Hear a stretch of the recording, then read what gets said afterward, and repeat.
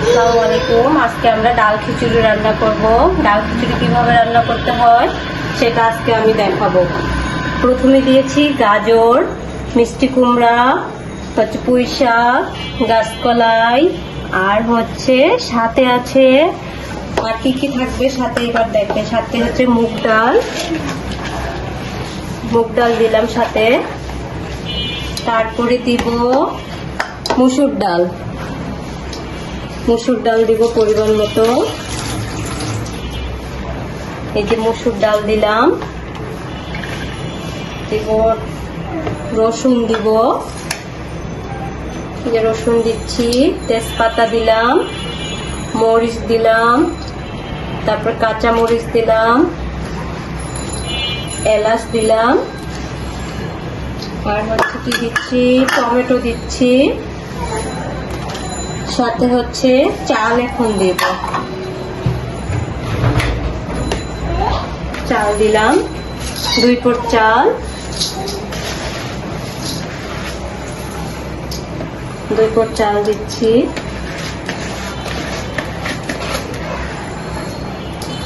চালটা ভালো করে ধুয়ে নিতে হবে, নিয়ে 5 মিনিটের মতো চালটা ভিজিয়ে রাখতে হবে, তাহলে চালটা একটু নরম হবে। এই যে সব দিয়ে দিলাম। এরপরে দিব লবণ পরিমাণ মতো দিব, লবণ দিলাম। তারপরে হলুদ দিলাম পরিমাণ মতো, আস্ত জিরা দিলাম, আস্ত জিরা দিয়ে দিলাম। তারপরে দিব তেল পরিমাণ মতো তেল দিব। যে যেভাবে তেল খান আপনারা সেইভাবে দিবেন। আমি 2 পট চালের জন্য 4 মাপে করে হাতে তেল দিয়ে দিলাম। দিয়ে এখন ভালো করে মাখিয়ে নিব। এই যে দেখেন আমি কি সুন্দর করে মাখতেছি। একটু সময় ধরে কিছুক্ষণ মাখিয়ে দিব। মাখে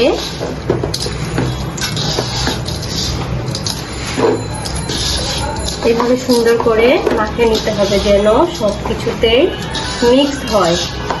মিক্স করে নেওয়ার পরে একটু 5 মিনিট আবার আমরা ঢেকে রাখবো।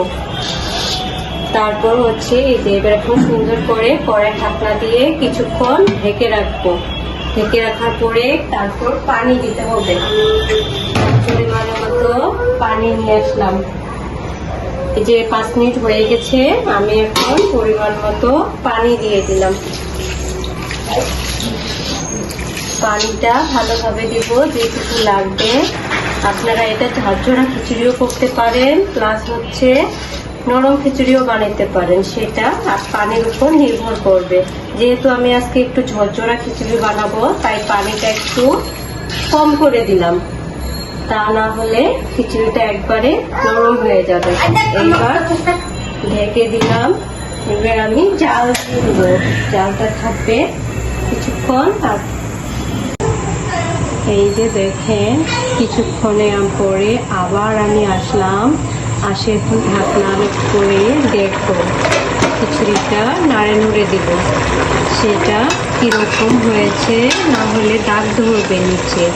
এই যে দেখেন কিছু পরিমাণে কিছুক্ষণ ভালোভাবে নাড়ে দিলাম। আপনারাও এইভাবে নাড়ে দেবেন। তারপরে দেখেন কি কালার একটা সুন্দর হয়েছে। এই যে পানির পরিমাণে খিচুড়িটা সুন্দর ঝরঝরা হয়ে গেছে, তার মানে পানি একটু কম হয়েছে, না হলে খিচুড়িটা নিচে দাগ লাগবে, চালটা সিদ্ধ হবে না। এই জন্য আমি কি করবো, সেই পরিমাণ মতো আরও একটু পানি দিব। তবে পানিটা ফুটিয়ে রাখবেন, যেন ঠান্ডা পানি দিবেন না। আমি গরম পানি করে রাখছিলাম আগেই, এই জন্য গরম পানি আবার দিচ্ছি। আপনারা দেখেন আবার খিচুড়িটা সুন্দর করে নাড়ে দিতে হবে। এই যে নাড়ে দিচ্ছি আমি আবার দিয়ে। এখন যেন নিচে দাগ না ধরে। নিচে দিলাম, নাড়ে দেওয়ার পরে এখন আমি আবার ঢাকা দেব। আবার ঢাকা দিলাম, আবার আমি 5 মিনিট পরে আবার আসে দেখবো। জাল বন্ধ করে রেখে দিয়েছিলাম। খিচুড়িটা এখন ঠান্ডা হয়ে গেছে। আমি এখন দেখবো খিচুড়িটা কতটা ঝরঝরা হয়ে গেছে। ওয়াও, দেখেন খিচুড়িটা কি সুন্দর, একদম ঝরঝরা হয়ে গেছে। দেখেন দেখেন কিভাবে ঝরঝরা হয়ে গেছে। তাহলে এইটা হচ্ছে খাইতে খুব টেস্ট। আপনি চাইলে খিচুড়িটা আরো নরম করতে পারতেন, কিন্তু যেহেতু আমরা এটা গরুর মাংস দিয়ে খিচুড়িটা খাবো, বেগুন ভাজি দিয়ে খাবো, তাই খিচুড়িটা ঝরঝরা। দেখছেন, এইভাবে রান্না করে দেখবেন, খুব খাইতে মজা। Thank you so much. আজকের মতো এই পর্যন্তই আমার ভিডিও। নেক্সটে আবার দেখা হবে আপনাদের সাথে।